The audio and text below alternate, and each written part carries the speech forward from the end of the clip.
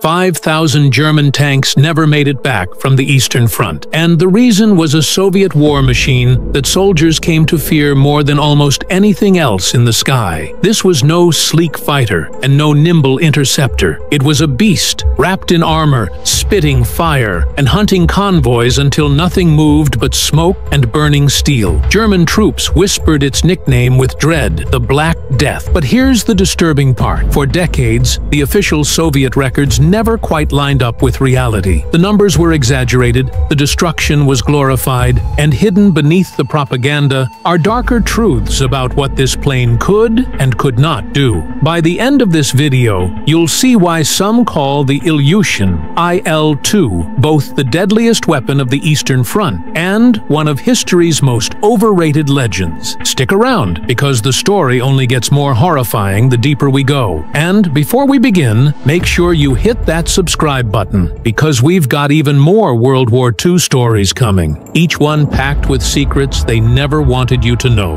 Long before the IL-2 Sturmovik terrorized the Eastern Front, the Soviet Union had been chasing a dream that most engineers called impossible: building an aircraft that could carry heavy armor and still remain fast enough to strike on the battlefield. In the early 1930s, Soviet designers experimented with armored ground attack prototypes like the TS-1 and Grigorovich's armored biplanes. On paper, these creations looked like flying fortresses, but in practice, they were dead ends. The engines of the time simply couldn't drag all that steel into the air at combat speed. The concept of an airborne flying tank was filed away, a fantasy for another era. That all began to change in 1938. In Moscow, a determined engineer named Sergei Ilyushin and his design team at the Central Design Bureau revived the idea with a bold new plan. They envisioned a single-engine attacker that would not just carry armor, but be built around it. Instead of thin skins stretched over frames, the armor itself would be the aircraft's structure, a monocoque design, often compared to the strength of an eggshell. Inside this armored shell would sit the most vital organs of the plane: the pilot, the engine, the fuel tanks, even the radiators. Their prototype, the TSK-B-55, weighed nearly 4.7 tons when fully loaded. 15% of that weight was armor alone, an unheard-of figure at the time. To put it in perspective, that meant the cockpit and engine block were wrapped in more steel than some tanks of the First World War. When it flew for the first time on October 2nd, 1939, it shocked even its creators by staying airborne. Compared to the fragile fighters of the 1930s, this thing was a juggernaut. The Soviets suddenly had in their hands something the world had never seen: an aircraft that could survive gunfire, smash armored targets, and shrug off damage. The path to mass production wouldn't be easy, but the monster had been born. The TSK-B-55 had proven a concept, but it was far from perfect. Its AM-35 engine had been designed for high-altitude fighters, not the brutal low-altitude world of ground attack. Pilots quickly learned it was underpowered, sluggish, and dangerously heavy. If the Soviets wanted this plane to dominate over tank divisions, it needed a heart transplant. That transplant came in the form of the AM-38 engine,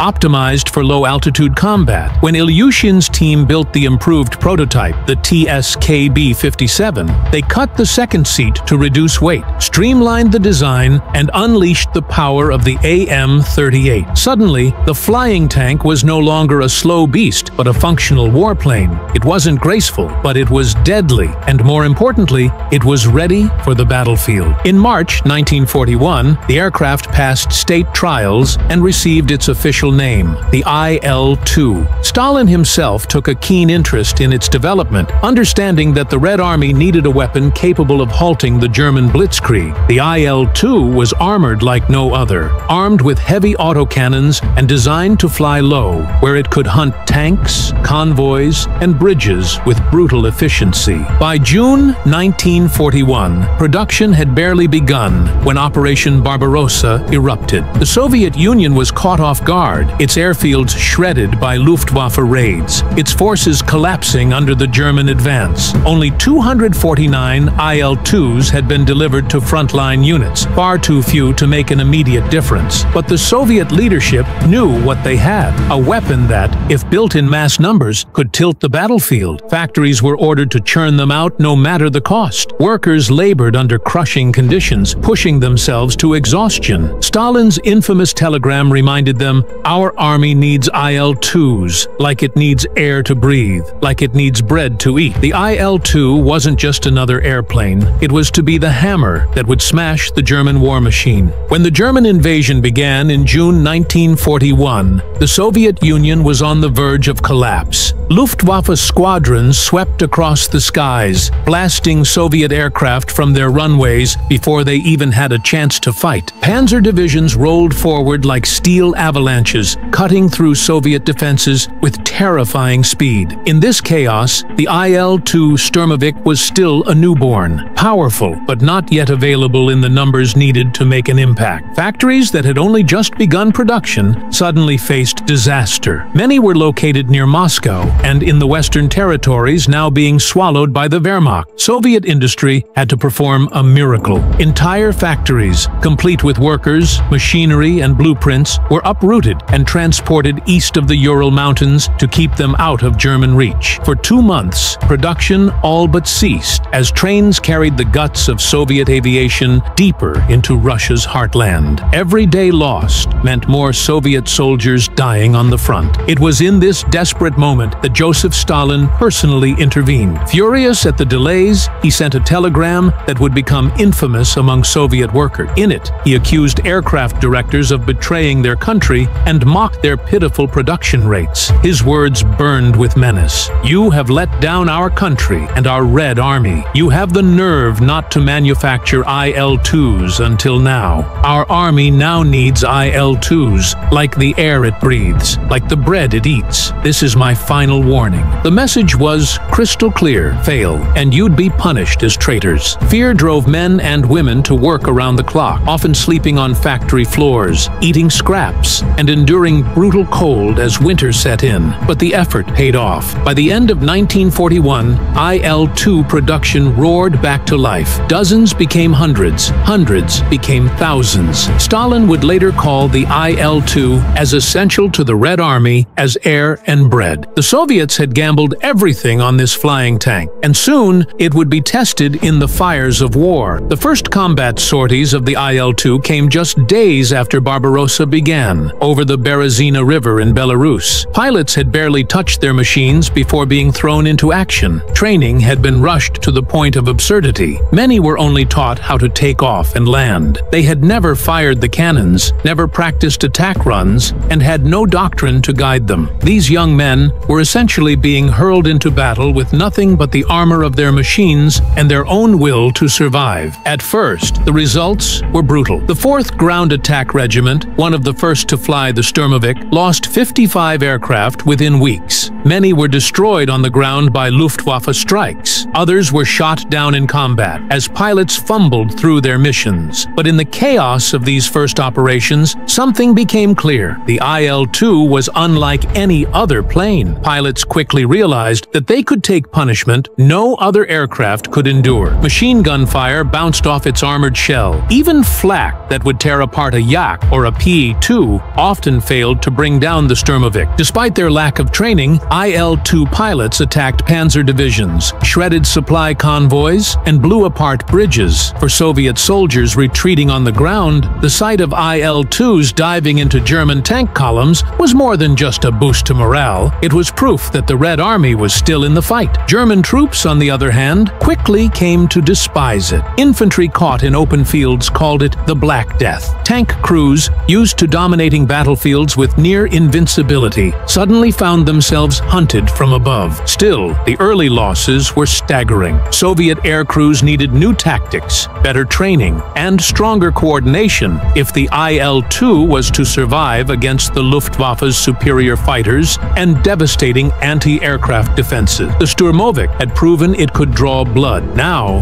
the Soviets had to learn how to turn it into a true weapon of war. 1944. The early months of the war proved one thing beyond all doubt. The IL-2 had potential, but potential alone wasn't enough to stop the German war machine. Pilots were flying low and straight at their targets, only to be cut apart by flak batteries or swarmed by Luftwaffe fighters. Losses mounted, morale wavered, and critics whispered that the Sturmovik was a waste of precious steel. But Soviet airmen refused to abandon it. Instead, they adapted. By late 1941, new attack formations began to emerge. Pilots stopped approaching in predictable straight lines. Instead, they used diving attacks from 30-degree angles, unleashing cannon fire and rockets on tanks before pulling up sharply. Others used a scissors tactic, pairs of IL-2s flying side by side, then splitting apart in opposite zigzags to confuse anti-aircraft gunners before converging again in deadly strafes. The most feared maneuver of all, however, was the Circle of Death. A squadron of IL-2s would dive onto a German convoy, strafe with cannon and bombs, then pull up and loop back around to rejoin the formation. Each aircraft followed the other in a continuous wheel, ensuring that the enemy below was under constant fire. To German soldiers pinned on the ground, it seemed endless, a rain of destruction with no pause, no escape. At the same time, the circular formation allowed each pilot to cover the tail of the one in front, creating a defensive shield against fighters. Armed with 23mm cannons, rockets, and bombs, the IL-2 became a hammer against armored columns. When rockets struck, entire Panzer IVs erupted in fire. Bombs cratered supply roads, leaving convoys stranded. Even if the IL-2 wasn't always precise, its ability to saturate an area with fire made it devastating against groups of vehicles. German reports confirm the psychological toll. Soldiers dreaded the distinctive roar of the AM-38 engine, describing the sound as the prelude to slaughter. In the mud and snow of the Eastern Front, where survival already seemed impossible, the appearance of the IL-2 overhead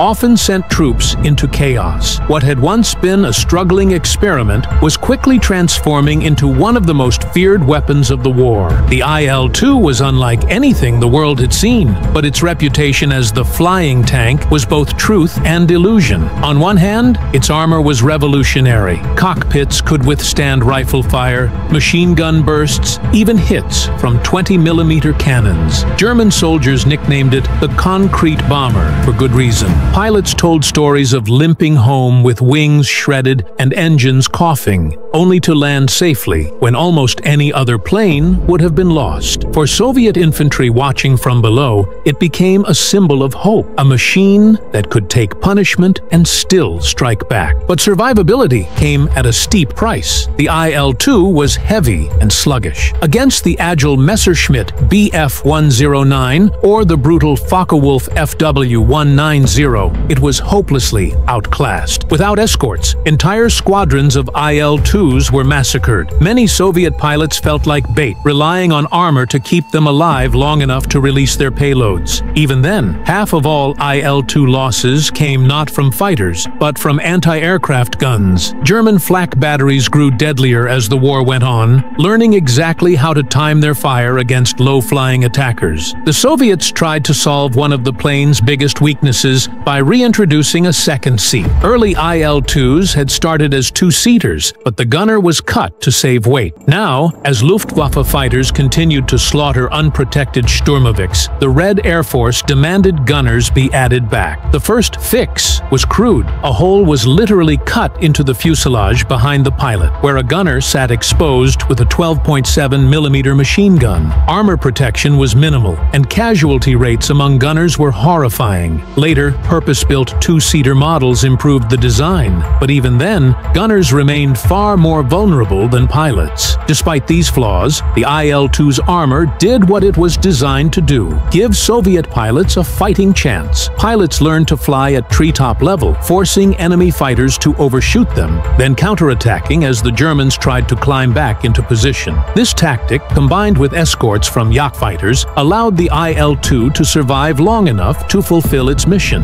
The Sturmovik was a paradox, almost impossible to kill when it struck from above, yet vulnerable whenever the Luftwaffe caught it alone. But one thing was clear: in mass numbers, its presence on the battlefield was overwhelming. The Germans could shoot down dozens, but hundreds more would soon replace them. By the summer of 1943, the Eastern Front was preparing for what would become the largest tank battle in history, Kursk. German commanders threw everything they had into the offensive, unleashing thousands of panzers in a desperate gamble to break the Soviet defenses. For the Red Army, this was the proving ground for the IL-2 Sturmovik. If the flying tank could halt the German war machine here, its reputation would be cemented forever. During the battle, swarms of IL-2s descended on German armor columns, unleashing rockets, bombs, and cannon fire. Soviet propaganda claimed extraordinary success. Some reports boasted that in a single hour, one squadron of Sturmoviks destroyed 240 tanks, almost erasing the entire 17th Panzer Division. Newspapers carried stories of Sturmovik pilots swooping down like avenging angels, crushing German armor under relentless fire. To Soviet citizens starving for hope, it was a vision of retribution. But the reality was murkier. German records tell a very different story. At the time, the 17th Panzer Division didn't even have 240 tanks. In fact, it had fewer than 70 in working condition. The inflated Soviet numbers were not unusual. Official reports frequently exaggerated kills to maintain morale and impress Stalin's regime. Historians estimate that at Kursk, IL-2s were responsible for only 2 to 5% of total German tank losses. Most of the destruction came from Soviet anti-tank guns and minefield. That didn't mean the Sturmovik was ineffective. Far from it. What the IL-2 lacked in precision, it made up for in terror. German infantry cowered as Sturmoviks strafed trenches and convoys. Panzer crews, even when their tanks survived, often abandoned their vehicles under the pounding bombardments. The sound of IL-2 squadrons diving overhead,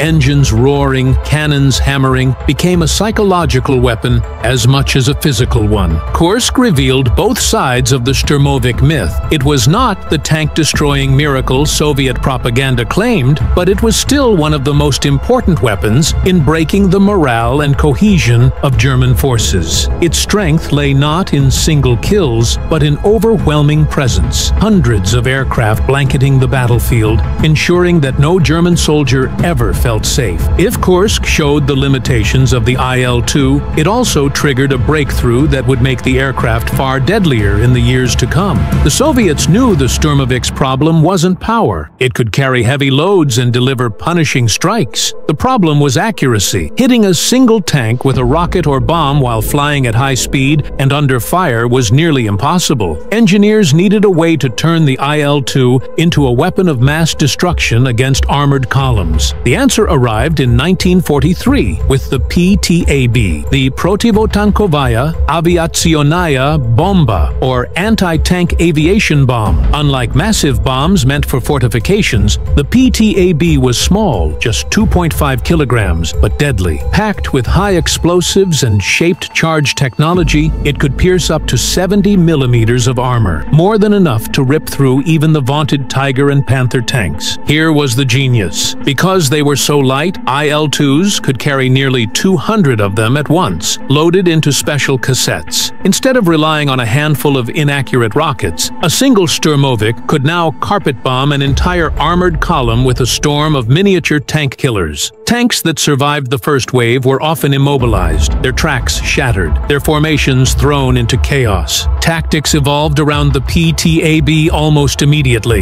IL-2 squadrons would dive in at convoy columns, dropping hundreds of bombs in tight patterns. The circle of death maneuver became even more devastating, with wave after wave of PTABs raining down until the battlefield was littered with burning tanks. German crews began bolting on improvised armor plates, even laying logs across their vehicles in hopes of deflecting the bombs. It did little to save them. The introduction of the PTAB transformed the IL-2 from a blunt instrument into a precision terror. Suddenly, the propaganda was closer to reality. Columns of panzers could indeed vanish under a single strike. By late 1943 and into 1944, German commanders were forced to increase anti-aircraft defenses drastically, dedicating more guns and resources forces just to protect tank formations from the swarms of Sturmoviks overhead. What Kursk had revealed as a weakness, inaccuracy, had now been turned into a strength. The PTAB made the IL-2 not just a flying tank, but a tank killer. And for German soldiers, it reinforced the nightmare. When the roar of the Sturmovik filled the skies, nowhere was safe. Behind the iron shell of the IL-2 were men and women whose courage carved its legend into history. One of them was Anna Yegorova, a pilot who flew 243 combat missions. She survived being shot down, captured, and thrown into a German prison camp. Against all odds, she lived through the war and was decorated with the Gold Star of the Hero of the Soviet Union. For her,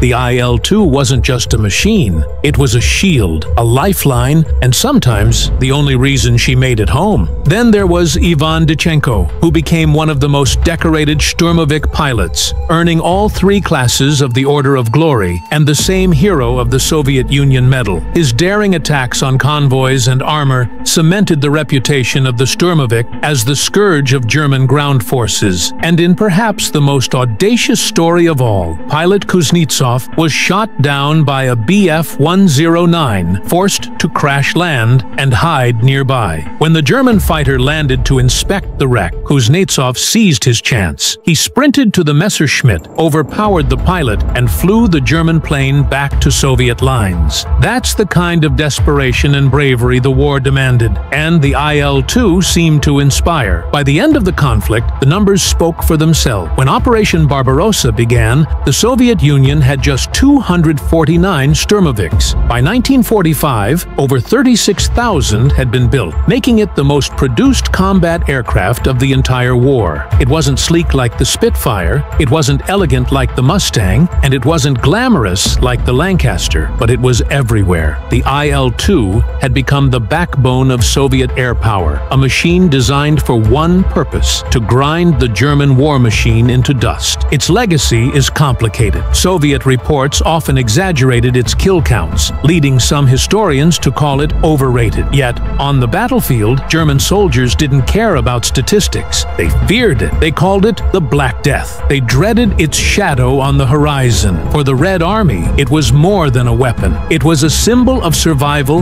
and defiance. And that's why the IL-2 Sturmovik will forever be remembered as the hammer of the Eastern Front, a machine built for brutality, flown by men and women who faced impossible odds and feared by every soldier who stood against